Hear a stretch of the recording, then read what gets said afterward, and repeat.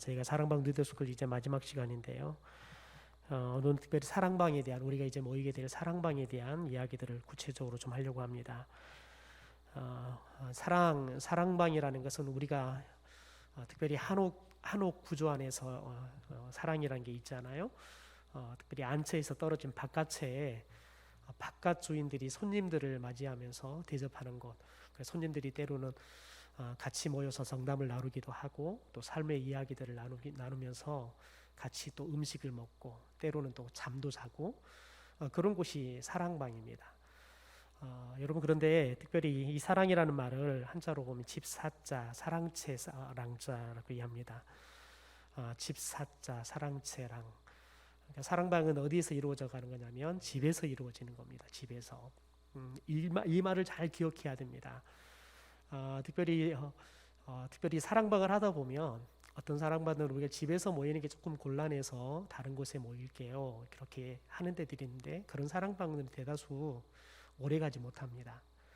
대부분 오래 가지 못하고 얼마 못 가서 흐지부지 끝납니다. 그래서 가장 중요한 것은 각 가정에서 모인다는 것, 그게 굉장히 중요합니다. 여러분, 그런데 특별히 이 사랑이라는 곳은 집 주인이 손님을 초대해 가지고 그 손님들을 대접하는 곳이에요. 때로는 그 손님과 담소를 나누고 또 음식을 대접하기도 하고 그런 곳이 사랑방입니다. 특별히 우리들이 사랑방이라고 앞으로 소그룹을 정하는 이유는 특별히 고린도전서 13장 13절에 보면 믿음, 소망, 사랑 이 세 가지는 항상 있을 것인데 그 중에 제일은 사랑이다라고 이야기를 하죠. 우리가 이 말씀을 근거로 해서 특별히 우리들이 각 가정에다가 성도들 그리고 손님들이라고 이야기하는 예비신자들, 다시 말해서 불신자들을 말하죠. 불신자들을 우리가 초대해서 그 사랑방에 함께 모여서 주님의 사랑을 나누는 그 모임이 사랑방이다라고 우리들이 정의를 하겠습니다. 그러니까 사랑방은 각 가정에 성도들을 초대하고 그리고 우리가 복음을 전해야 할 불신자들을 초대하는 겁니다. 그래서 그곳에서 주님의 사랑을 같이 나누는 모임, 그게 사랑방이다. 그런데 왜 이 모임을 교회라고 오늘 이야기하느냐? 교회라고 이야기하는 이유는 교회는 예수 그리스도를 구주로 고백하는 사람들이 모이는 게 교회입니다. 그래서 그것을 우리들이 사랑방 모임이라고 이야기도 하고 사랑방 교회라고 이야기합니다. 그런데 대다수 많은 교회들에서 이것을 사랑방 교회라는 말보다는 사랑방 모임 이렇게 이야기를 합니다.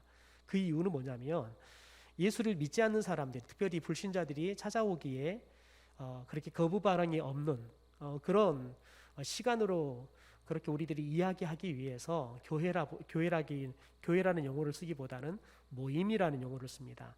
그런데 그 모임이 교회일 수 있는 것은 예수 그리스도를 구주로 고백하는 사람들이 모이는 곳이기 때문에 그것이 교회다라고 이야기를 합니다.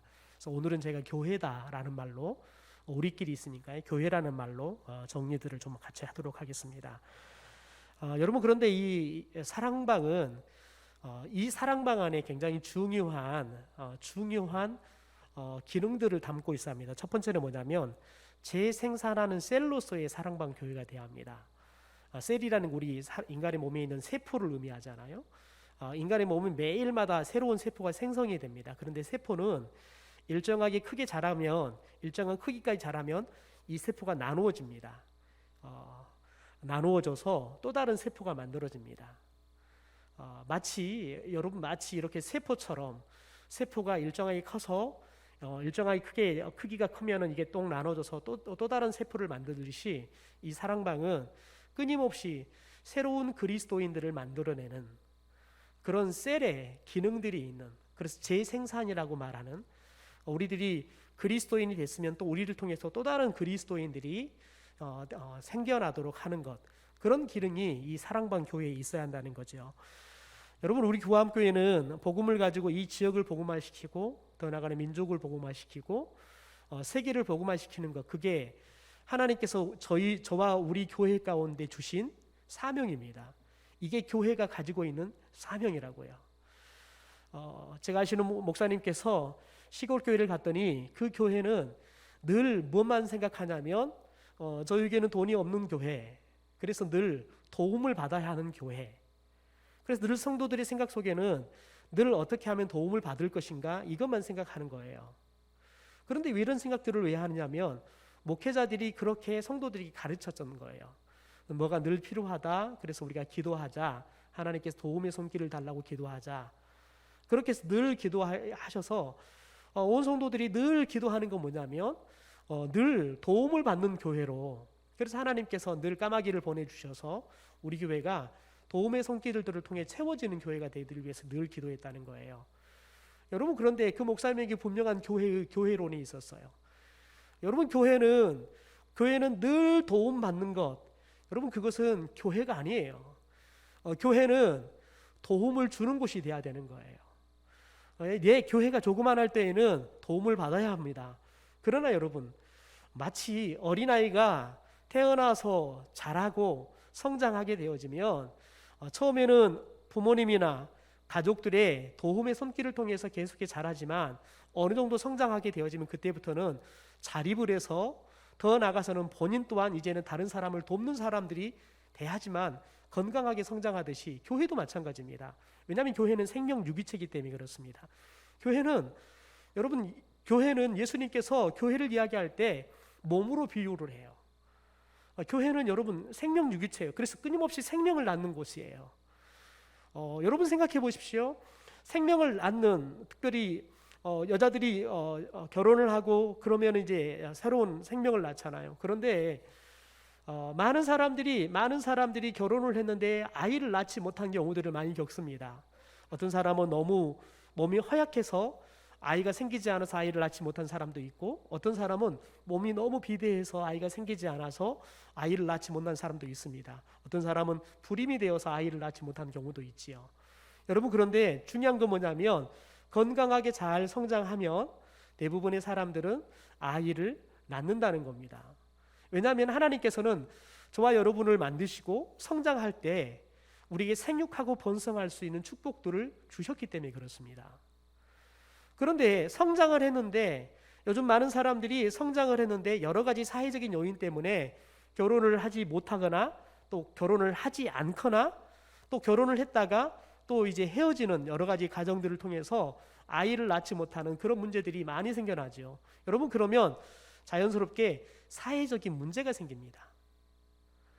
당장 이제 우리나라도 심각한 사회적인 문제, 아이들이 태어나지 않아서 앞으로 굉장히 심각한 사회적인 문제가 생길 것이다.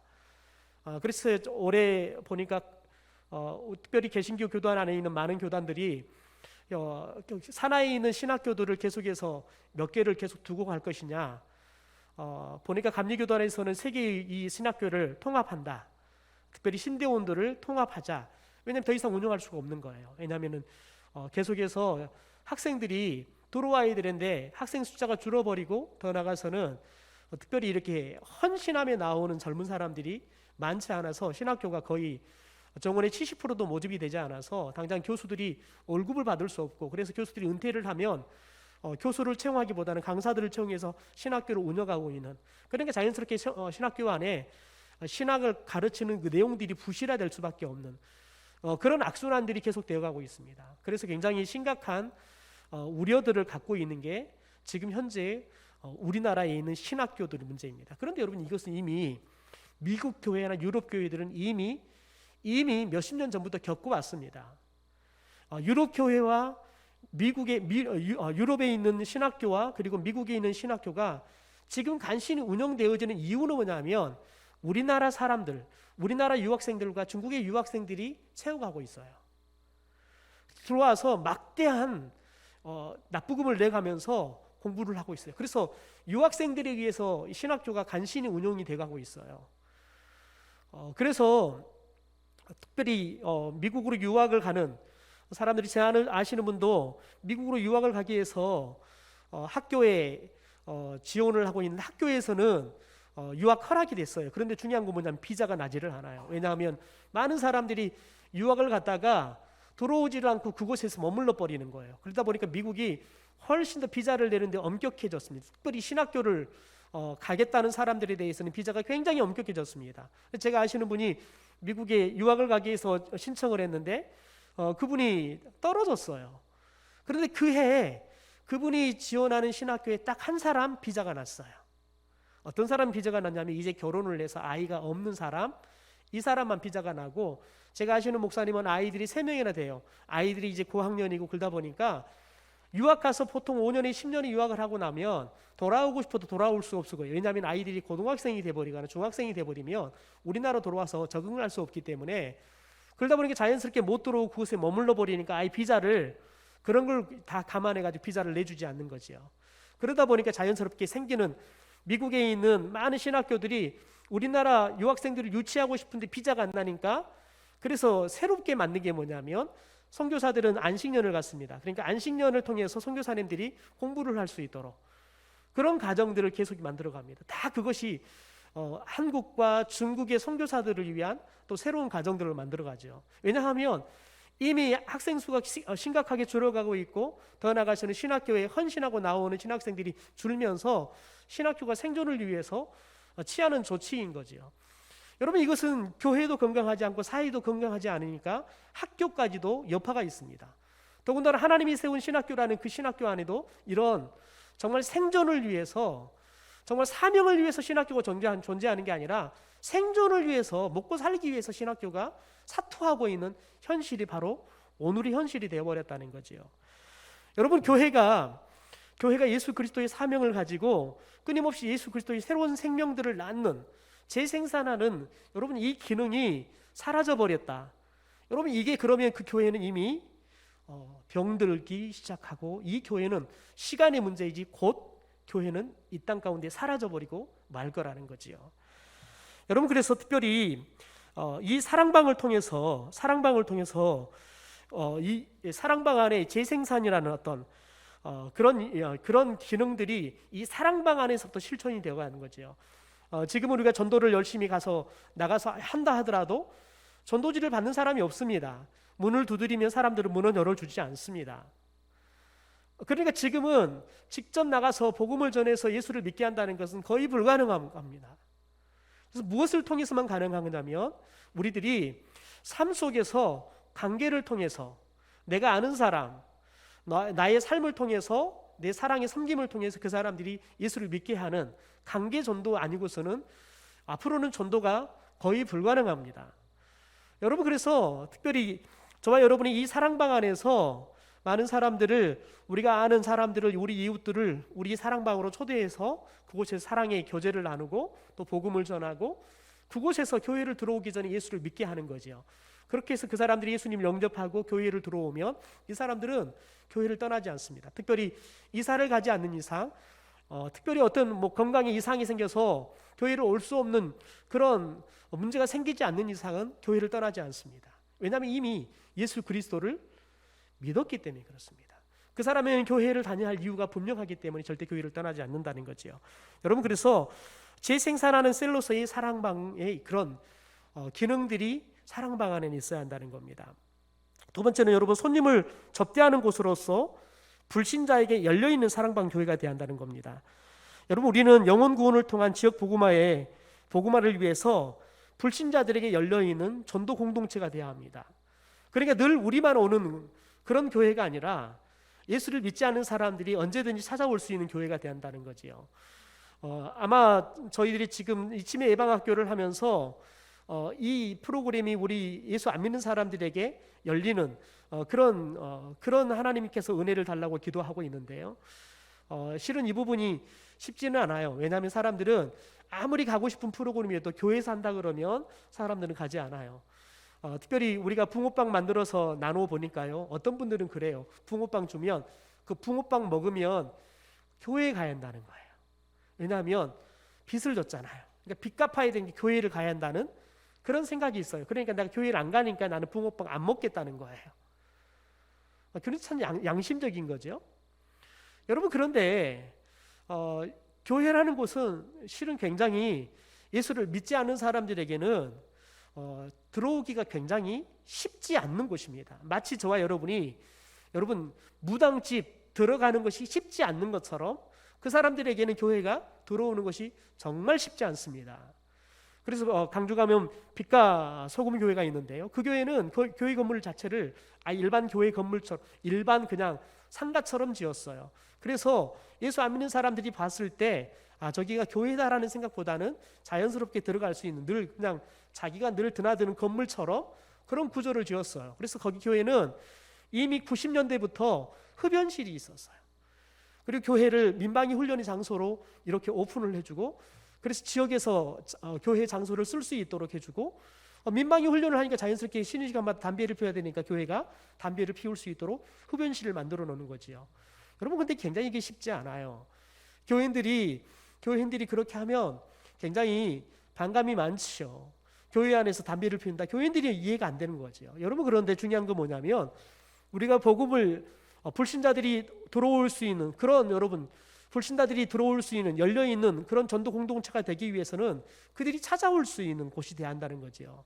예리신강교회를 지을 때 모토가 뭐였냐면 교회 같지 않는 교회를 짓자는 거였어요.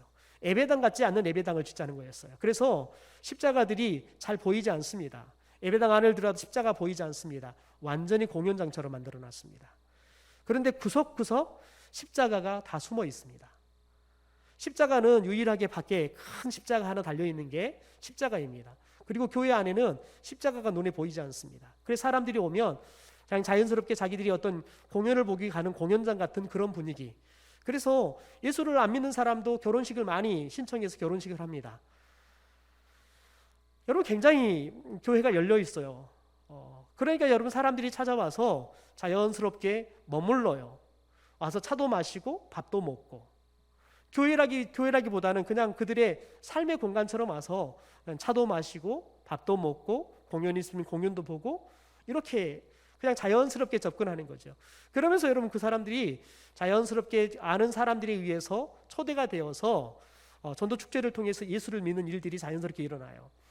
제가 3년 동안 교구 사역들을 하는데 저희들이 그 전도 축제를 하면서 나름대로 좀 하면서 매년마다 전도 축제를 하고 나면 회의가 들었어요. 이걸 계속 해야 되나? 1억이 넘는 돈을 한 번에 할 때마다 1억이 넘는 돈을 들여가는데 하고 나면은 별로 결실이 없는 거지요. 여러분, 그런데 놀라운 거 뭐냐면, 우리가 예비 신자를 품고 기도했는데 그 사람들이 3년이 지나니까 등록하기 시작하더라고요. 3년이 지나니까 등록하기 시작해요. 그 시간만큼 많은 성도들이 기도가 있어야죠. 또 그 사람들이 한 번만 교회에 초청돼서 오는 게 아니라 사랑방에도 초청이 되고 또 교회 행사도 초청이 되고 그런 여러 가지 콘서트에 초청이 되면서 자연스럽게 오는 겁니다. 그러다가 여러분, 그런 시간들을 통해서 교회와 성도들과 친근한 관계를 갖다가 삶 속에서 신앙을 가져야 할 상황이 생겼을 때 그 사람들이 그냥 쉽게 성도들을 찾더라고요. 자기를 위해서 기도해 주는 사람들을 찾더라고요. 그러면서 여러분, 그럴 때 여러분, 그들이 찾으니까 복음이 금방 들어가요. 그래서 언제든지 예수를 영접할 준비가 되어 있는 사람들에게는 전도폭파는 훈련을 시켜서 복음을 제시하는 것들을 아주 탁월하게 훈련시켜서 예수를 믿을 만한 사람이 있다 그러면 신고를 해요. 그러면 교회 안에 전도팀들이 나가서 1대1로 복음을 전하는 거예요. 그런데 여러분, 복음을 전하면 놀랍도록 거의 90% 이상이 복음을 받아들이고 예수를 믿어요. 상상할 수 없는 일들이 일어나요. 여러분, 근데 그것은 어디로부터 시작이 된 거냐면, 교회가 불신자들을 향해서 건물부터가 그들이 접근하는데 조금도 반감이 들지 않도록 건물부터가 교회 같지 않는 교회를 지어서 그들이 쉽게 교회를 접근할 수 있도록 하자. 여러분, 이것이 처음에는 교인들에게 굉장히 반감이 있었어요. 아니, 교회가 교회 같아야지요. 어찌 교회가 십자가가 없어요. 굉장히 반감들이 많았는데 중요한 건 뭐냐면 그냥 그 반감들은 시간이 가니까 자연스럽게 사라지더라고요. 여러분, 그런데 중요한 건 뭐냐면 성도들도 좋아하고 나중에는 불신자들도 그냥 찾아오는 교회가 되더라는 거지요. 여러분, 교회는 끊임없이 손님을 접대하는, 다시 말해서 불신자들을 접대하는 곳이 돼야 돼요. 그래서 불신자들에게 늘 열려있는 그런 교회가 돼야 한다는 거죠. 그래서 사랑방은 특별히 불신자들에게 무한대로 열려있는 그런 곳이 돼야 한다는 거죠. 그래서 누구나가 와서 예수님의 사랑에 대해서 들을 수 있고 또 사랑의 교제를 나누면서 사랑이 뭔지, 예수님의 사랑이 뭔지, 예수 믿는다는 게 무엇인지를 예수 믿는 사람들을 통해서 맛을 보는 거지요. 그래서 신앙이란 게 이런 거구나. 여러분, 그렇게 예수 믿는 사람들을 통해서 신앙의 진수를 맛보면 자연스럽게 예수를 믿겠다는 마음이 열리고 그들에게 복음을 전하면 자연스럽게 예수를 영접하는 일들이 일어나는 거지요. 또한 세 번째는 그리스도의 사랑을 나누고 보고 배우는 제자 훈련의 장으로서의 사랑방 교회라는 거죠. 근데 두 개는 특별히 사랑방 교회는 여러분 사랑의 장이 있어야 한다는 거예요. 제자 훈련의 장이 있어야 한다는 거죠. 그러니까 여러분 이 사랑방은 사람들이 찾아오면 따뜻한 밥을, 간식을 때로는 여러분 따뜻하게 사랑의 섬김을 통해서 사랑을 나누는 거예요. 여러분 처음엔 사람들이 사랑을 받다가 자기도 사랑을 나눕니다. 제가 청주에 사역할 때 아주 재미있는 분이 계셨습니다. 그분은 절에 굉장히 심취해 있는 분이셨습니다. 우리로 말하면 절에서 여전도의 연합회장까지 하신 분이었습니다. 그분의 말에 의하면 자신은 절에다가 집을 몇 채 시주를 했다는 거예요. 그분이 오셔서 교인들을 보면 이해를 못하겠다는 거예요. 어찌 현금을 저렇게 째째하게 하냐는 거예요. 지금 이해가 안 됐어요. 근데 그분은 절에 시주하면 기본이 100단이고 많게는 1000단위들을 시주를 한다는 거예요. 근데 교회 와서 교인들이 보니까 1000원짜리, 5000원짜리, 만원짜리 그 헌금하고 있는 거 보니까 교인들이 참 째째하다고 이야기를 하는 거예요. 여러분 그런데 그분이 새 가족들을 초청해서 함께 프로그램들을 진행하는데요. 처음에는 오셔가지고는 하고 싶은 이야기를 마음대로 하세요. 그래서 특별히 나눔하는 시간에 마음대로 하고 싶은 이야기를 했더니 오셔가지고 자기 절의 주지 이야기를 그냥 주구장창하고 집에 가셨어요. 그 다음 주에 오셔가지고는 절에 있는 행사 이야기를 주구장창하고 가셨어요. 그 다음 주에 오셔가지고는 자기가 절에서 시주를 어떻게 했는지, 그리고 여전도회, 우리 말하면 여전도회 같은 그런 그래서 어떤 일들을 했는지 자기 자랑을 주구장창하고 하셨어요. 여러분 그런데 그분이 사주가 되니까요, 자기 절에 가가지고요 쑥을 뜯어가지고요 가져오셔가지고 이거 쑥국 끓여가지고 대접해라고. 사주가 되니까요 3주 동안 여러분 하고 싶은 이야기 마음껏 하라니까요. 주지 이야기하고 전리하게 자기가 절에서 했던 열심히 했던 거 자기 자랑 하더니 여러분 계속해서 그럼에도 불구하고 사람들이 다 들어주고 다 받아주고 그럼에도 불구하고 따뜻하게 밥해서 대접해주고. 여러분 그러니까 세 번을 받고 나니까요 여러분 자기도 자기 절에 가지고 쑥을 뜯어가지고 그걸 갖고 와서 이거 다음 주에는 국 끓여가지고 오시는 분들 대접해달라고. 여러분 그런데 그분이 10주를 가기 전에 예수를 믿었어요. 10주를 가기 전에 예수를 믿었다고요. 심지어 그분을 전도하셨던 권사님이 그분이 교회를 등록해서 얼마 되지 않았는데 암으로 돌아가셨어요. 그래서 저희들이 정말 마음에 걱정이 많았어요. 저분이 시험이 들어가지고 교회를 안 나오면 어떻게 할까. 여러분 그런데 그분이 그 권사님의 암 투병하는 것들을 옆에서 지켜보면서 놀라운 거 뭐냐면 진짜 하나님 살아계신다는 거예요. 권사님이 암 투병하면서 그 믿음의 의연함, 하나님과 동행하는 삶, 마지막 죽어가면서도 믿음으로 천국을 소망하고 죽음에 대한 두려움 없이 죽어가는 그 모습을 보면서 우리는 시험이 들 줄 알았는데 그분은 믿음이 더 확고하게 세워지더라고요. 권사님의 죽음을 통해서 그분이 부활 신앙을 배우게 되는 거예요. 여러분 하나님께서 선택하신, 하나님께서 구원하는 백성은 무슨 일이 있어도 주님 전을 떠나지 않습니다. 여러분 그래서 교회는 구원받은 사람들이 이루는 공동체예요. 그래서 교회는 강력하게 훈련시켜서 제자화를 시키지 않으면 여러분 교회가 제자가 되어 있는 예수 그리스도를 믿는 제자들에 의해서 교회가 세워지는 게 아니라 여러분 구원받지 못한 불신자들, 교회 안에 있는 불신자들에 의해서 교회가 타락해버릴 수 있어요. 교회의 정신을 잃어버릴 수 있다고요. 그래서 교회가 분명하게 여러분 복음을 가지고 훈련하지 않으면 교회다운 교회 될 수 없는 거예요. 여러분 그래서 이 사랑방은 예수님의 사랑을 나누는 곳이 돼야 돼요. 더 나아가서는 사랑방에 와서 여러분 사람들이 함께 음식을 대접하고 또 그리고 같이 사랑의 교제를 나누고 때로는 힘든 사람이 있으면 그 힘든 이야기를 같이 들어주면서 같이 눈물을 흘리기도 하고 어떤 기쁜 일들이 있으면 같이 기쁜 이야기 있으면 그 이야기를 들어주면 같이 축하해 주기도 하고 여러분 그러면서 사람들이 자연스럽게 보고 배우는 거예요. 그래서 여러분 교회 이 사랑방 안에는 자연스럽게 사람들의 사랑방에 모이는 그런 모습들을 통해서 보고 배우는 제자 훈련의 장들이 여러분 있어야 한다는 거죠. 더 나아가서는 여러분, 더 나아가서는 이 사랑방을 통해서 우리 교회 앞으로 1:1 제자 훈련들을 할 거예요. 1:1 제자 훈련들을 하고 나면 그것을 받으면 양육자 학교를 통해서 어떻게 또 다른 사람들을 내가 1:1로 예수 그리스도의 제자를 키울 것인가 훈련을 하고, 그러면 여러분 자기 동반자들을 한 사람씩 삼아서 그들을 훈련하는 일들을 하게 될 거예요. 그런데 여러분 그것이 사랑방 안에서 일어나게 될 거예요. 사랑방이 전도가 되면 여러분 그 전도된 사람들을 그 사랑방 안에서 1:1로 제자 훈련시키는 거예요. 그래서 이 사랑방 안에서 제자 훈련이 잘 일어나게 하면 여러분 그러면 그 어떤 곳에서 훈련나는 것보다 여러분 탁월하게 예수의 제자가 훈련이 됩니다. 재작년에 제가 아시는 집사님께서 오셨어요. 제가 사역했던 교회의 집사님이셨어요. 그런데 그분이 오셨을 때에는 이미 다른 지역으로 이사를 가셨어요. 그런데 그분이 제가 떠나고 난 다음에 다른 교회로 옮기셨어요.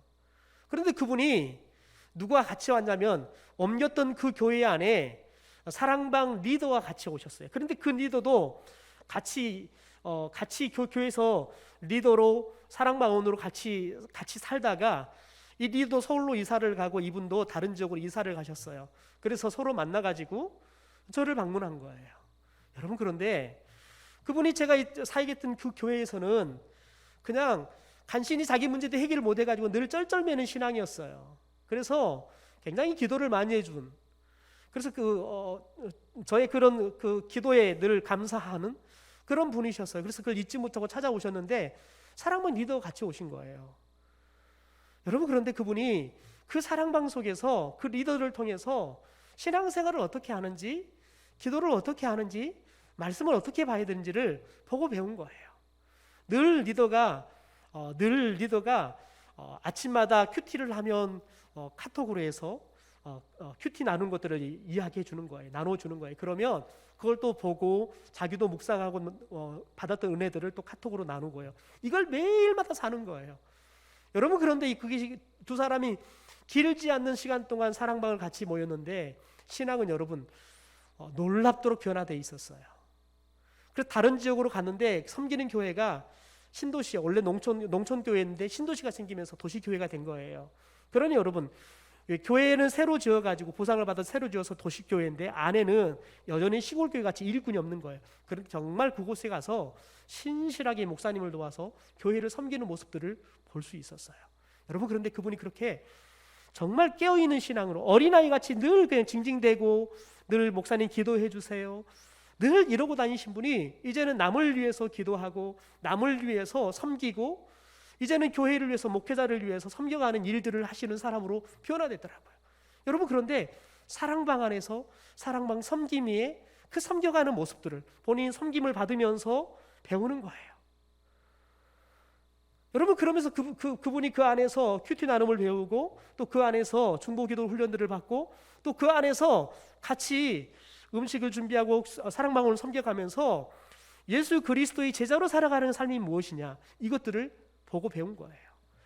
여러분 그래서 놀랍도록 이제는 좋은 리더가 되어서 또 교회 안에 좋은 일꾼이 되어서 교회를, 목회자를 섬겨가는 모습들을, 아주 귀한 모습들을 볼 수 있었습니다. 여러분 그래서 우리는 이 사랑방을 통해서 그리스도의 사랑들이 나누어져야 돼요. 동시에 그러면서 우리들이 보여주고 또 받으면서 예수의 제자 훈련들을 자연스럽게 받게 되어지는 거죠. 여러분 그게 사랑방인 거지요. 여러분 그래서 구암교회 앞으로의 사랑방은 단순히 지역 단위로 모이는 구역 예배를 드리는 것, 여러분 그 이상의 목회적, 제자 훈련적, 사역, 여러분 이 세 가지의 교회가 일어나야 할 세 가지의 일들이 일어나야 돼요. 그러니까 여러분 목회라는 것은 여러분 예배를 드리는 거예요. 특별히 영혼들을 신방하는 거죠. 때로는 상담하는 겁니다. 더 나아가 제자 훈련한다는 것은 이렇게 보여주는 거예요.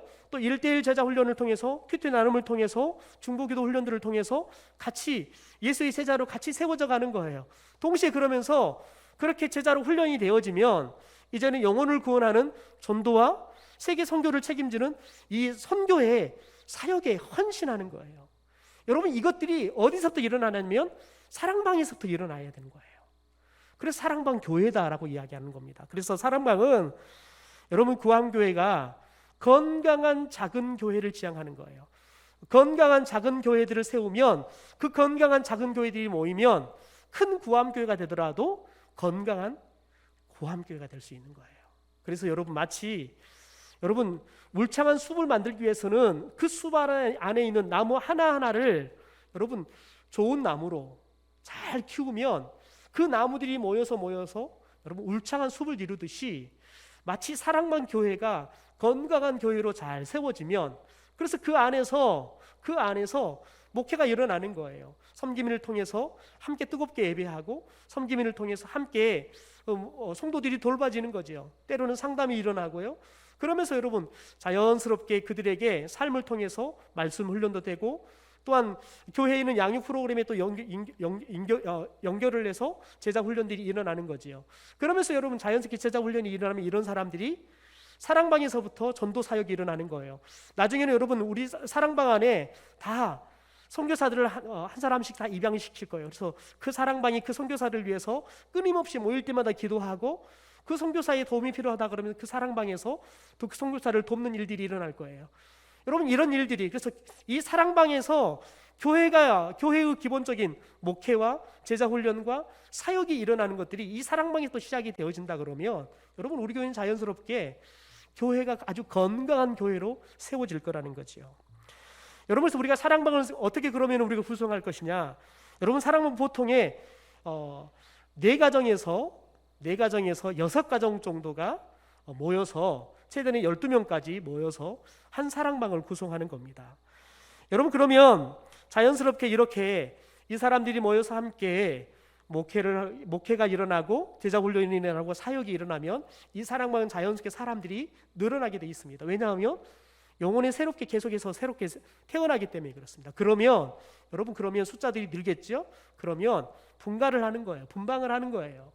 또 다른 사랑방을 만들어가는 거지요. 그러면 예비 사랑방 리더가 나가든지 아니면 사랑방 섬김이가 새로운 사랑방들을 만들어서 나가서 분가를 하든지 그렇게 해서 여러분 사랑방이 나누어져 가는 거지요. 여러분 그런 놀라운 건 뭐냐면 건강한 사랑방이 세워져 가면 분가는 금방 일어나요.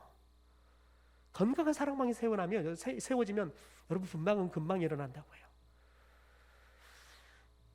여러분 그런데 우리들이 이런 사랑방들이 모이는 장소를 우리들이 사랑방 이렇게 이야기를 합니다. 사랑방에 부르는데 이 사랑방은 각 가정을 돌아다니면서 모이는 게 원칙입니다. 여러분 사람은 자기 집을 오픈하지 않으면 절대 친해지지 않습니다. 우리 성도들도 제가 목회하면서 깨달은 거 뭐냐면 성도들이 가정 신방을 안 맞는 사람은 언젠가 그 일을 반드시 떠납니다.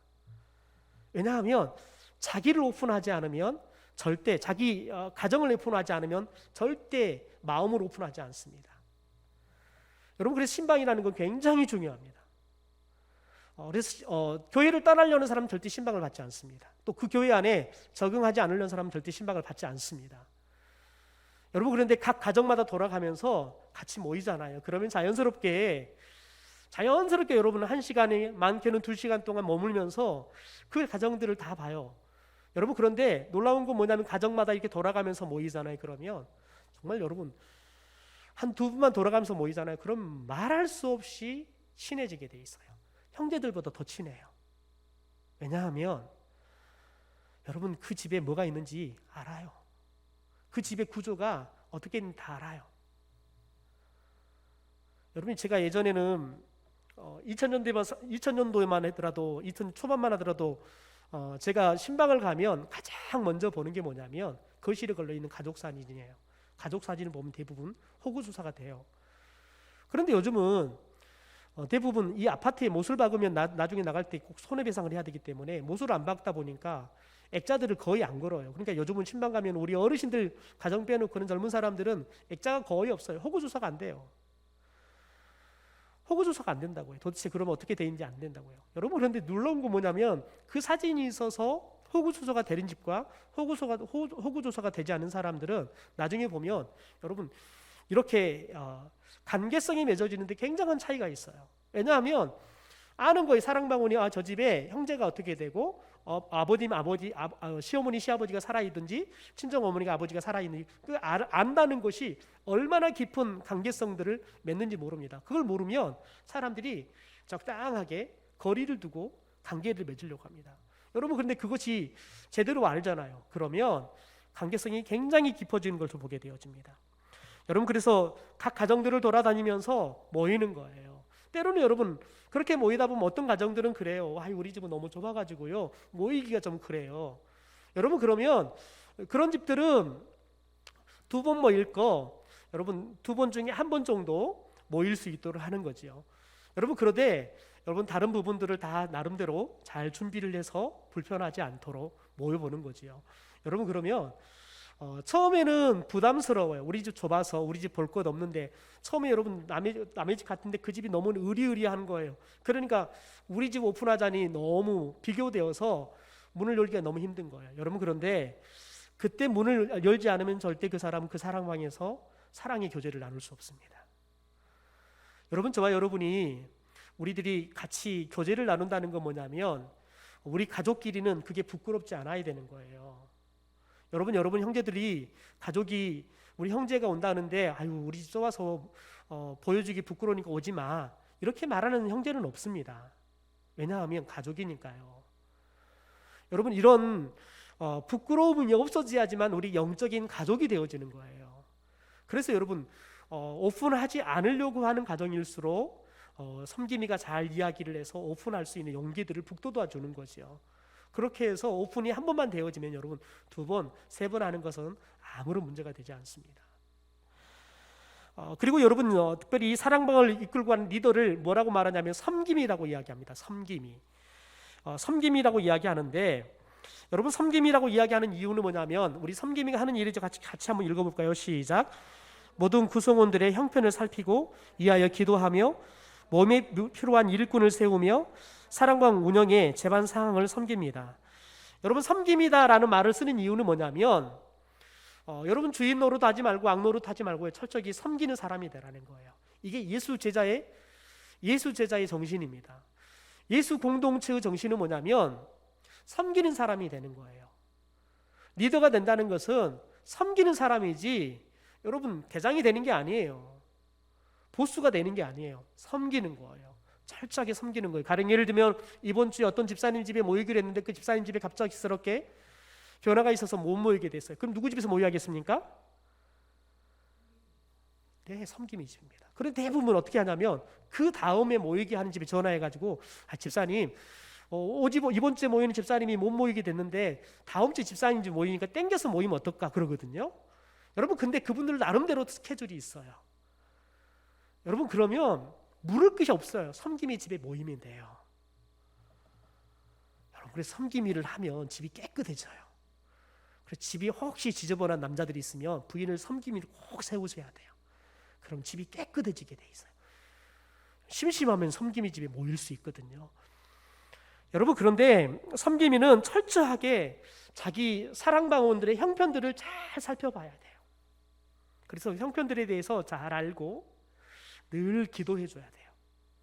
그리고 때로는 힘든 일이 있으면 찾아가서 손도 잡아주고 따뜻한 밥도 대접해주고 여러분 그래서 위로도 해주고 격려도 해주는 게 섬김이에요.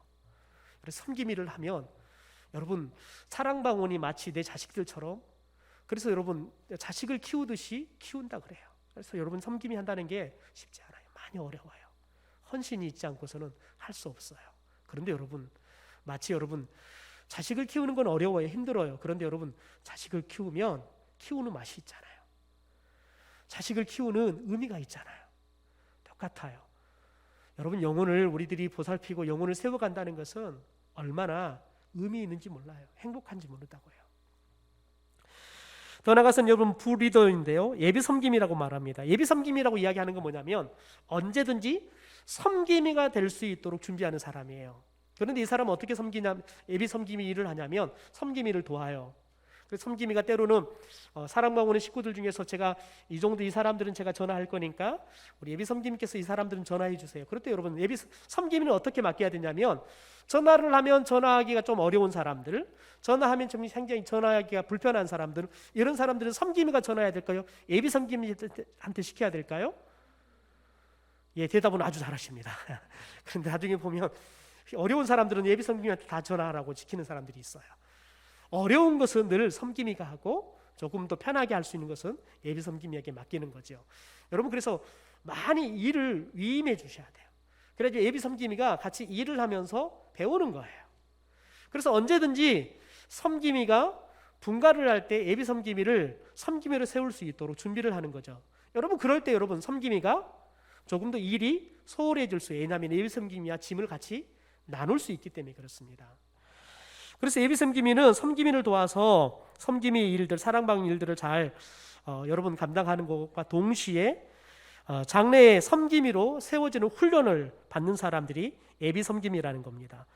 그 다음에 여러분 사랑방 안에 도움이라는 그런 일을 담당하는 사람들이 있는데요. 사랑방원들이 다 도움입니다. 그래서 여러분 사랑방에서는 이제 갓 온 사람들을 빼놓고는 아파서 간신히 사랑방 오는 사람들을 빼놓고는 다 여러분 사랑방들한테는 도움의 역할들을 줘야 되는 거예요. 어떤 사람이 찬양에 도움을 하라는 거예요. 섬김이가 다 하지 말고 찬양 시간엔 좀 노래 잘하는 사람한테 찬양을 시키는 거예요. 찬양을 잘 모르면 한 곡 가지고 그냥 한 달 내내 불러라 그러세요. 그냥 일주일에 한 번씩 모이니까 지난주 불렀던 이번 주 불렀던 아무런 상관없습니다. 그래서 이 사람이 찬양을 같이 부르게 하는 거죠. 더 나아가서는 애찬 도움입니다. 한 가정 안에 식사를 준비하거나 아니면 간식을 준비할 때 주인이 준비를 하지만 이 애찬 도우미가 조금 더 빨리 와가지고 주인이 준비하는 것들을 같이 도와주는 거예요. 그리고 마지막 끝나고 나면 주인이 정리할 때 이 애찬 도우미는 마지막 같이 또 정리를 해주는 사람, 이런 일들을 같이 하는 거죠. 여러분 이것은 믿음이 없어도 할 수 있습니다. 왜냐하면 누구나 정리하는 것은 도와주는 것을 할 수 있으니까. 그 다음에 행정도움입니다. 섬김이가 다 하는 게 아니라 행정적인 사랑방울 나눔지들을 교회에서 가지고 간다든지 뭘 나눠줄 것들을 준비하든가 이런 것들을 행정도우미에게 맡겨서 행정도우미가 그런 부분들을 이렇게 잘 할 수 있도록. 그리고 선교도우미, 이건 여러분 선교사에 대한 특별히 예비신자 명단을 받잖아요. 예비신자 명단들과 또 예비신자에 대한 기도 제목들, 이런 것들을 이제 사랑방 모여서 기도할 때 특별히 이 선교 도우미가 사랑방원들이 나눠주는 거죠. 그리고 같이 기도하는 겁니다. 그리고 선교사님의 선교 편지들이나 이런 것들을 교회에서 잘 받아서 아니면 선교사님을 받아서 이것들을 사랑방원들이 나눠주고 때로는 이 사람이 선교사 서식들에 대해서 같이 읽어드리고 같이 또 기도하고 이렇게 하는 거죠. 그래서 사랑방을 섬김이 혼자 다 하는 게 아니라 최대한 사랑방 식구들에게 각자의 역할들을 줘서 최소한 도움이라는 역할이라도 줘서 각자가 하는 거죠. 최소한 여러분 정할 일이 없다 그러면 신발 문 열어주고 신발 정리하는 거. 왜냐하면 사람들이 오면 아파트 그때마다 문 열어줘야 되잖아요. 여러분 그러면 딱 한 사람을 여러분 안내 도우미로 세워가지고 이 사람은 좀 일찍 와서 오는 사람들마다 문 열어주는 거예요. 들어가고 나면 신발 나갈 때 편안하게 신고 가라고 신발 딱 다시 나갈 수 있도록 나갈 때 신을 수 있도록 정리하고 여러분 이런 거라도 시키는 거예요. 그래서 사랑방원들이 다 각자의 일들이 있어서 일들을 하면서 여러분 좀 중요한 건 뭐냐면 일을 할 일 있잖아요. 그러면 책임감 때문에 사랑방을 오기 싫어도 와요. 여러분 놀랍습니다. 사람들은요 일이 주어지면 그 책임감 때문에 오기 싫은데도 와요. 여러분 그런데 처음에는 억지로 오는데 시간이 가면 여러분 자연스럽게 이 사람들이 변화돼요. 그래서 감사하고 또 즐겁게 그 일들을 하게 되는 것들을 보게 되어집니다. 그리고 이제 그런 사랑방들을 몇 개씩 모아서 마을이라는 걸 하는데 저희 교회는 아직은 마을을 만든 단계는 아니기 때문에 그냥 넘어가도록 하겠습니다. 자, 우리가 사랑방을 운영을 위해서 우리가 마음의 준비를 해야 됩니다. 특별히 세 가지의 마음들을 가져야 되는데요. 첫 번째입니다. 위를 향해서 우리가 어떤 마음을 가져야 합니까? 네, 같이 보세요. 무슨 마음을 가져야 돼요? 네, 하나님을 사랑하는 마음을 가져야 됩니다.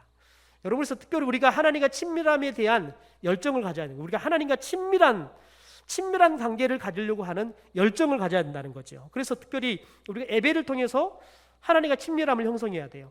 또한 기도를 통해서 큐티 생활을 통해서 하나님에 대한 친밀한 관계들을 가지려고 정말 애를 써야 돼요. 여러분 이게 절대적으로 필요합니다. 왜냐하면 사랑방 안에는 결국 여러분 우리들이 모이지만 하나님과 친밀한 관계를 가진 사람들이 모여서 하나님과 친밀한 관계가 없는 사람들도 그들을 초대해서 하나님과 친밀한 관계를 맺을 수 있도록 만들어가는 것, 그게 사랑방 모임이기 때문에 그렇습니다.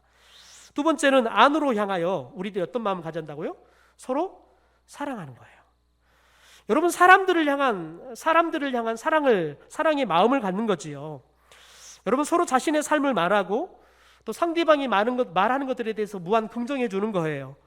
또 서로의 필요에 따라서 그 필요를 알아주고 내가 채워줄 수 있다 그러면 채워주는 거지요. 최소한 여러분 내가 채워줄 수 없으면 기도라도 같이 해주는 거예요. 여러분 그러면서 자연스럽게 이 사랑방 안에서는 우리가 서로 사랑해야 한다는 여러분 이 마음을 분명하게 갖고 있어야 한다는 거죠. 그리고 세 번째 밖으로 향하여서요. 어떤 마음을 가져야 한다고요? 잃어버린 세상으로 침투하라는 거예요. 여러분 사랑방 전략은 결국은 가라는 거예요. 세상을 향해 가라는 이 말씀의 근거에서 사랑방이 여러분 전략을 가져야 한다는 겁니다. 그래서 사랑방 리더들은 이 사랑방 모임을 하고 나면 이 사랑방원들을 세상을 향해 가게 해야 되는 거예요. 복음을 전할 예비신자들에게 가게 하는 거예요. 그들이 섬겨가야 할 가정으로 가게 하는 거예요. 그들이 섬겨야 할 직장으로 가게 하는 거예요. 그래서 그들이 가서 가정을 섬기고 직장을 섬기고 또 복음을 전하면서 사람들이 예수를 믿도록 살게 하는 것, 그게 여러분 사랑방의 궁극적인 목표가 되어야 한다는 거예요. 여러분 그래서 제일 중요한 건 뭐냐면 먼저 모든 사랑방원들이 자기가 복음을 전할 예비신자를 작정해야 돼요. 더 나아가서는 여러분 앞으로 돌아올 예비신자들을 위해서 사랑방이 모일 때마다 빈 방석을 하나씩 놔두고 모이는 거예요. 그리고는 늘 모일 때마다 이 빈 방석의 다음 주에는 예비신자가 돌아와서 앉을 수 있도록 하나님 영혼을 보내주십시오 기도하는 거지요. 여러분 그러면서 예비신자를 위해서 성도들이 사랑방원들이 흩어지면 각자가 날마다 사랑방원들이 품었던 예비신자 명단을 함께 나누고 날마다 같이 기도하는 거예요. 같이 기도하는 거지요. 그리고 기회가 된다 그러면 그 예비신자에게 복음을 전하는 거예요. 그리고 이제 우리들이 이제 내년부터는 전도축제를 사랑방 전도축제로 할 겁니다. 그러면 교회에서 전도축제를 하기 전에 사랑방에 초대해서 먼저 사랑방 안에서 전도축제가 일어나게 할 겁니다. 그리고 사랑방에서 초청이 된 사람들, 그래서 그곳에 복음이 전해지고 영접한 사람들을 또 교회로 초청하게 될 겁니다. 때로는 사랑방에 초청이 됐지만 예수님을 영접하지 않는 사람도 있을 수 있어요. 때로는 사랑방의 초청에 실패는 했어요. 그런데 교회를 초청할 수도 있어요. 이런 일들을 함께 이루어가는 거지요. 그래서 끊임없이 우리들이 사랑방 모일 때마다 밖을 향해서는 우리가 잃어버린 영혼들을 향하여 우리가 가야 한다는 거예요. 그 다음 네 번째요, 앞을 향해서 여러분 우리의 목표, 사랑방의 목표는 뭐냐면 사랑방원들을 다 누구의 제자로 세우는 거예요? 예수의 제자로 세우는 거예요. 예수의 제자로 세우는 것이 사랑방이 지향해야 할 여러분 목표라는 거예요. 그래서 끊임없이 여러분 우리들이 말씀을 같이 나누고 할 수 있다는 말씀을 통해서 기도를 통해서 끊임없이 그 사람이 예수의 정신, 예수의 삶을 살아가도록 도전하는 거죠. 그래서 사랑방이 같이 모이다 보면 어느 순간에 모두가 다 예수를 닮은 사람들, 예수의 제자가 되어서 예수의 삶을 재현하는 예수의 사역들을 우리들이 또 이루어가는 여러분 그런 제자 공동체로 사랑방들이 세워져 가야 한다는 겁니다. 여러분 그래서 사랑방 안에 같이 다뤄야 할 내용이 뭐냐? 우리 한번 읽어볼까요? 같이 읽죠. 시작. 큐티 생활을 통해 말씀을 묵상하고 삶에 적용하고 서로 나누라. 여러분 사랑방은 모여서 처음에 모였을 때에는 같이 식사를 나누기도 하고 간식을 나누기도 하고 차를 나누기도 해요. 그러면 처음에는 어떻게 살았습니까? 어떻게 뭐 별일 없으셨습니까? 그리고 좋은 일도 나누기도 하고 때로는 아팠던 일도 나누기도 해요. 그렇게 하면서 이제 같이 삶을 나누고 그리고 이제 찬양하고 여러분 그러지만 결국은 말씀을 나누는 것이 말씀을 통해서 삶을 나누는 것이 사랑방의 궁극적인 핵심입니다. 여러분 그런데 특별히 놀라운 건 여러분 사랑방에서 이렇게 모여가지고 말씀을 가지고 삶을 나누잖아요. 그러면 사람들이 삶이 다 바뀌어요. 시간이 가면 여러분 말씀을 통해서 큐티하고 매 삶 속에서 큐티한 것을 살고 때로는 삶을 살았는데 실패하고 돌아와요. 성공한 것보다는 말씀대로 살려고 살았는데 성공하기보다는 실패한 삶이 훨씬 많아요. 그런데 중요한 건 뭐냐면 돌아와서 그것을 나누면서 나만 실패한 게 아니라 섬김이도 실패를 했네? 그럼 위로를 받고 가는 거예요. 우리가 다시 한번 도전하자 기도하는 거죠. 여러분 그런데 여러분 이것들이 계속 나누다 보면 어느 순간이 되면 말씀을 삶에 적용하는 것을 승리하고 돌아오는 사람들이 많아지기 시작해요. 여러분 그러면 놀라운 거 뭐냐면 말씀이 선포되고 말씀이 깨달아지잖아요. 그러면 그 말씀이 삶 속에서 그대로 이루어지는 것들을 목도해요. 그래서 나중에는 사랑방 안에 섬김이들과 그리고 사랑방원들이 나누면 이번 주는 제가 이 말씀을 하나님께 받았는데 처음에는 이 말씀이 어떤 의미인지는 몰랐어요. 그런데 하나님께서 이 일을 통해서 왜 하나님께서 제게 이 말씀을 줬는지 알게 하셨어요. 여러분 이런 이야기들을 굉장히 많이 나누게 돼요. 그래서 여러분 간증이 매주마다 끊이지 않는 교회가 되는 거예요. 그러면 여러분 교회가 행복한 교회가 되는 거예요. 그래서 여러분 사랑방 내용은 큐티 생활을 통해 말씀을 묵상하고 삶에 적용하고 그것들을 서로 나누는 것, 그게 여러분 내용이 되는 거죠. 우리 디모데후서 2장 15절 말씀을 같이 한번 읽어보겠습니다. 같이 읽죠. 시작. 하나님께서 그대에게 잘하였다고 칭찬하실 수 있게 열심으로 일하시오. 하나님께서 그대의 일을 심사하실 때 부끄러움을 당하지 않도록 훌륭한 일꾼이 되시오. 진리의 말씀이 무엇을 가리키고 무엇을 뜻하고 있는가를 배우십시오. 여러분 이것을 역으로 가면 됩니다. 우리가 진리의 말씀이 무엇을 가르치고 무엇을 뜻하는지 배우면요, 그러면 여러분 저와 여러분이 하나님께서 우리가 살고 주님 앞에 섰을 때 부끄럽지 않도록 우리가 하나님의 훌륭한 일꾼으로서의 일을 수행할 수 있게 되는 거예요. 왜냐하면 하나님께서 원하는 게 뭔지를 아니까요. 하나님께서 저 일을 어떻게 행하기를 아니까요. 그러면 여러분, 그러면 하나님이 기뻐하시는 하나님 마음에 딱 든 일꾼이 될 수 있어요. 그러면 자연스럽게 하나님께 어떤 칭찬 듣겠습니까? 잘했다, 착하고 충성된 종아, 이 칭찬을 듣는다는 거죠. 여러분 그래서 우리들이 사랑방을 통해 예수의 제자 공동체를 이루어야 되는데 예수의 제자 공동체를 이루기 위해서는 우리들이 뭘 봐야 돼요? 말씀이에요. 말씀을 통해서 우리들이 예수의 제자로서 무엇을 하면 살아야 되는지, 무엇을 우리들이 행하면 세상 가운데 살아가야 되는지 이것들을 알게 되어지면 여러분 그럼 자연스럽게 예수의 건강한 제자 공동체를 이룰 수 있다는 거죠. 두 번째, 여러분 사랑방 안에는 보살핌이 있어야 돼요. 보살핌이요. 사랑방을 사랑의 공동체를 세우는 것은 여러분 시간, 노력, 헌신이 요구돼요.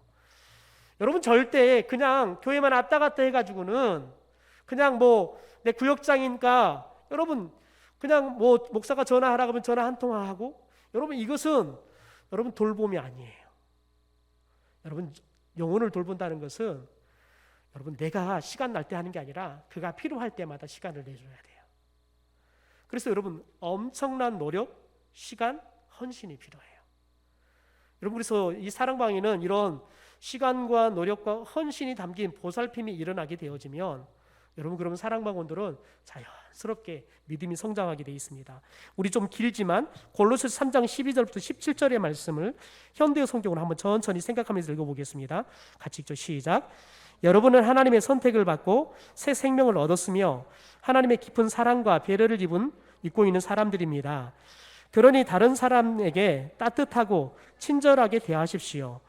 겸손하게 온유와 인내로 간용을 베풀어 언제나 남을 용서하고 원한을 품지 마십시오. 주께서 여러분을 용서하신 것을 기억하고 여러분도 다른 사람을 용서하십시오. 무엇보다도 중요한 것은 사랑이 넘치는 생활을 하는 일입니다. 사랑은 모두를 완전하게 하나로 묶어주는 띠입니다. 그리스도께 받은 평화가 항상 여러분의 마음과 생활에 깃들도록 하십시오. 그것은 그리스도의 몸의 지체가 된 여러분의 책임이며 특권입니다. 그리고 항상 감사하는 생활을 하십시오. 그리스도의 교훈을 마음에 간직해 그분의 말씀이 여러분의 삶을 풍부하게 하도록 하십시오. 그리고 그 말씀으로 지혜롭게 되어 서로 가르치고 충고하고 시와 찬미와 신령한 노래를 부르며 감사에 넘치는 마음으로 주님을 찬양하십시오. 무슨 일을 하든지 무슨 말을 하든지 간에 주 예수의 대리인으로 행동하고 주 예수와 함께 아버지 하나님 앞에 나아가 감사를 드리십시오. 여러분, 이것이 우리가 사랑방 안에서 이루어가야 할 모습입니다. 여러분, 이 모습만, 이 골로새서에 나와 있는 이 모습만 우리가 사랑방 안에서, 우리 가정 안에서 이루어진다 그러면 천국이 될 줄 믿습니다. 마지막으로 여러분, 사랑방은 반드시 확장이 돼야 돼요. 여러분, 세포가 자라면 반드시 나눠돼요. 분화돼야 돼요. 여러분, 마치 분화가 되지 않으면 뭐가 될까요? 암이 되는 거예요. 분화가 되지 않고 계속 커버리잖아요. 암덩어리가 되는 거예요. 여러분, 그리스도인들이 사회의 암적인 존재다라고 말은 하지 않아요. 그런데 중요한 건 뭐냐면 교회는 오늘날 사회의 암적인 존재와 같다라는 지탄을 코로나를 통해서 아주 공격적으로 정면으로 듣고 있어요. 이 말은 여러분, 개인으로 적용한다 그러면 교회를 구성하고 있는 그리스도인들은 사회의 암적인 존재라는 거예요. 왜 그럴까요? 세상이 잘못 진단을 해서 그렇게 이야기할까요? 아닙니다. 세상은 우리를 보고 이야기하는 겁니다. 왜냐하면 저와 여러분이 여러분 성장을 하면, 받았으면, 여러분 받아 먹었으면 우리들이 그것을 흘려보내야 되는 거예요. 나누어져야 되는 거예요. 여러분, 그런데 끊임없이 마치 갈릴리 호수가 아니라 사해 바다처럼 늘 받아 먹기만 하는 거예요. 여러분, 그러면 자연스럽게 죽은 바다가 되는 거예요. 여러분, 암이 걸리면 죽어요. 저도 지금 오늘 내일 하신 분을 저희 가족에 지금 2분이나 계셔요. 이번 주 내내 지금 긴장하면서 있어요.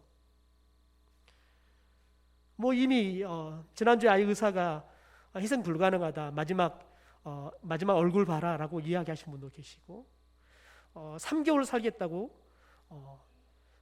살겠다고 송고를 받고 무려 지금 2개월 반이나 살아가지고 이제 겨우 의사의 말에 의하면 15일도 남지 않는 오늘 내일 하고 계시는 분, 그분 또 있어요. 여러분, 그런데 두 분 다 암이에요. 암. 정말 건강하게 사셨던 분들이에요. 그런데 몸 안에 암이 자라고 있다는 사실을 몰랐어요. 발견했을 때는 손을 쓸 수가 없었어요.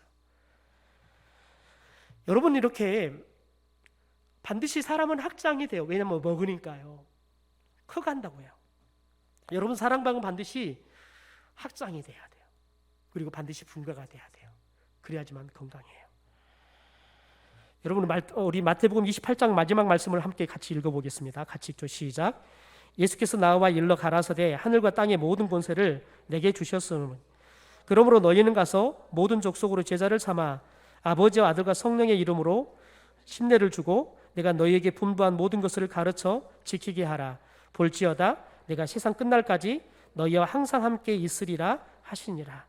여러분, 예수님께서 우리에게 뭐라고 이야기합니까? 너희는 가서 제자를 삼아라는 거예요. 너희들이 네 제자가 됐다 그러면 너희들이 가서 또 다른 제자를 삼아라는 거예요. 여러분, 중요한 건 뭐냐면 제자를 삼는다는 건 뭐예요? 복음을 전해서 이들이 아버지와 아들과 성령의 이름으로 세례를 받는 거예요. 영적으로 거듭난 삶을 살게 하는 거죠.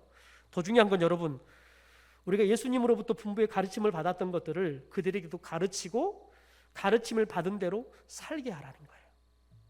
여러분, 가르치는 건 쉬워요. 그런데 중요한 건 뭐냐면 가르친 대로 살게 하는 거, 거기까지가 여러분, 저와 여러분이 감당해야 할 사명이라는 거예요. 제가 오늘 우리 어르신들에게 우리가 좀 칭찬하며 삽시다. 왜냐하면 하나님께서 칭찬을 통해서 사람을 단련하신대요. 사람을 칭찬을 통해 만드신대요. 그래서 우리 어르신들에게 먼저는 자신을 칭찬하라 그랬어요. 아침에 일어나면, 저녁에 자기 전에 자신을 칭찬하라 그랬어요. 자신이 칭찬하면 칭찬한 대로 그런 사람으로 자신이 변할 거라는 거예요. 더 나아가서는 가족들을, 또 우리 이웃들을 칭찬하는 거예요. 다음 주일에서 어떻게 칭찬하는지 숙제 검사하겠다 그랬어요. 여러분, 저와 여러분이 끊임없이 도전해야 돼요. 끊임없이 도전해야 돼요. 저와 여러분이 말씀을 배웠으면 배운 대로 살 수 있어야 돼요. 여러분, 그런데 우리가 살 수 있는 능력이 있을까요? 없어요. 그런데 예수님께서는 왜 제자들에게 그렇게 말할까요? 이유는 여러분 18절 보십시오. 우리 18절 말씀 같이 함께 읽겠습니다. 시작. 예수께서 나와 일러 가라사대 하늘과 땅의 모든 권세를 내게 주셨으니. 성부 하나님이 예수님에게 하늘과 땅의 모든 권세를 예수님께 주셨대요. 하늘과 땅의 모든 권세를 가지신 그 예수님께서 여러분 저와 여러분 가운데 언제 함께 하신다고 이야기했어요? 저와 여러분이 가서 모든 족속으로 제자를 삼아서 가르쳐서 지키게 하면 그러면 여러분 세상이 끝날 때까지 그런 사람과 예수님께서 함께 하신다고요. 여러분 예수님께서 저와 여러분과 함께 하십니다. 복음을 전하지 않아도 우리들이 세상까지 끝까지 가서 복음을 전하도 예수님께는 함께 하십니다. 그런데 중요한 건 뭐냐면 우리가 예수님의 그 사역을 하지 않으면 예수님께서는 능력으로 함께 하지 않습니다. 애통하심으로 함께 하십니다. 그러나 우리가 예수님이 주신 이 사명을 붙잡고 영혼을 구원하는 일, 또한 그 영혼을 세워서 예수의 제자로 삼아가는 일들을 할 때 예수님께서는 하나님께서 그분에게 주셨던 하늘과 땅의 모든 권세들을 우리의 삶 가운데 나타내 보이시면서 함께 할 줄 믿습니다. 여러분 그래서 그때 저와 여러분이 능력이 나타나는 거예요. 저와 여러분의 삶이 복음을 전하고 제자를 삼고 그가 여러분 이 말씀대로 살도록 우리가 행해갈 때 우리 안에 함께 계시는 예수 그리스도의 그 권세가 나타나게 될 줄 믿습니다. 여러분 교회는 그 권세가 나타나지 않으면 교회는 절대 성장하지 않습니다. 어제는 저와 함께 신대원을 공부하셨던 목사님께서 가족들과 함께 제주도 여행을 간다는 거예요. 그러니까 동기 목사님들이 다 부러워하는 거예요. 그런데 하나님이 제게 그런 질문했어요. 송 목사야, 그게 부럽냐? 그게 부럽냐? 그래서 제가 그랬어요. 주님, 부럽습니다. 놀러 가는 건 좋잖아요. 근데 그 목사님은 개척을 하셨지만 성도들이 거의 없어요. 개척한 20년이 다 됐지만 오늘 수요 예배 드려야 되는데 수요 예배 드릴 교인이 없는 거예요. 그러니 가족 여행을 가는 거예요. 다행히 아내가 돈을 잘 벌어서 경제적인 문제는 없어요. 그러니까 여행을 갈 수 있죠. 그런데 하나님께 제게 그랬어요. 너 그렇게 성도가 없어서 자유롭게 여행하는 목사가 좋냐? 아니면 성도가 많아서 여행하지 못하더라도 그 성도들을 돌보고 그들과 함께 살아가는 것이 더 좋냐? 여러분 뭐가 좋습니까? 여러분 저와 여러분이 편하려고 한다 그러면 그냥 우리 교회 이 정도 유지하면 정말 편합니다. 딱 좋아요. 아무런 문제 없이 딱 좋아요. 여러분 그런데 하나님은 우리에게 편안함을 요구하지 않습니다. 불편함을 요구하십니다. 여러분 영혼을 살리고 영혼을 자라가게 하고 그가 예수의 제자가 돼서 또 다른 제자를 낳는 여러분 그런 예수의 제자 공동체로 선교적인 공동체로 교회가 세워져 가기 위해서는 우리가 불편해야 돼요. 우리가 여러분 수고스러워야 돼요. 우리가 편해서는 어떤 영혼도 살아나지 않습니다. 어떤 영혼도 자라지 않습니다. 여러분 저와 여러분이 편안한 삶이 아니라 불편한 삶을 선택할 수 있는 복음의 용기가 있기를 주님의 이름으로 축원합니다. 저는 우리 교회가 이 사랑방을 시작한다는 것은 저와 여러분이 지금까지 그냥 공예배만 와서 열심히 예배만 드리면 됐어요. 예배 드리고 가면 끝이에요. 여러분 근데 이것은 편안한 삶이에요. 제가 사역했던 교회 중에서 가장 사역 없는 교회예요. 저는 저희 교회 와서 저녁이 있는 삶을 살아요. 저희 교회 오기 전까지는 저는 저녁이 없는 삶을 살았어요. 10시 이전에 집을 들어가는 게 일주일에 하루 있으면 많을까? 그게 삶이었어요. 근데 저희 교회 오니까 제가 저녁이 있는 삶을 살아요. 주일 오후가 있는 삶을 살아요. 주일 오후 예배가 없으니까 너무 좋아요. 설교도 하나 준비 안 해도 되고 일찍 끝나니까요. 편하잖아요. 여러분 그런데 우리가 편하면 하나님의 나라는 죽어가는 거예요. 또 한 영혼은 죽어가는 거예요. 우리가 편하면 한 영혼이 오늘 지옥에 들어가는 거예요. 하나님은 그것 때문에 애통해요. 우리와 함께 하시지만 하나님은 애통해 하시면서 함께 하세요. 저는 저와 여러분의 삶이 하나님이 애통하시면서 함께하는 삶이 아니라 하나님께서 하늘과 땅의 모든 권세를 가지고 저와 여러분 가운데 역사하시면서 함께하는 삶을 살기를 소망합니다. 저는 우리 교회가, 우리 구암교회가 하나님께서 애통하시는 교회, 기도하는 사람이 없고 예배하는 사람이 없고 헌신하는 사람이 없어 하나님께서 애통하시는 그런 교회가 아니라 늘 하나님의 사람들을 넘치고 헌신자들을 가득하고 예배의 소리로 가득하고 다음 세대들이 이곳에 와서 그들이 꿈을 키우고 예수의 제자로 성장하는, 여러분 그런 발걸음과 소리들이 끊임없이 여러분 들리는, 그래서 하나님께서 하늘과 땅의 모든 권세를 여러분 우리 가운데 나타내 보이셔서 우리를 쓰시는 그런 놀라운 교회가 되기를 주님의 이름으로 축원합니다.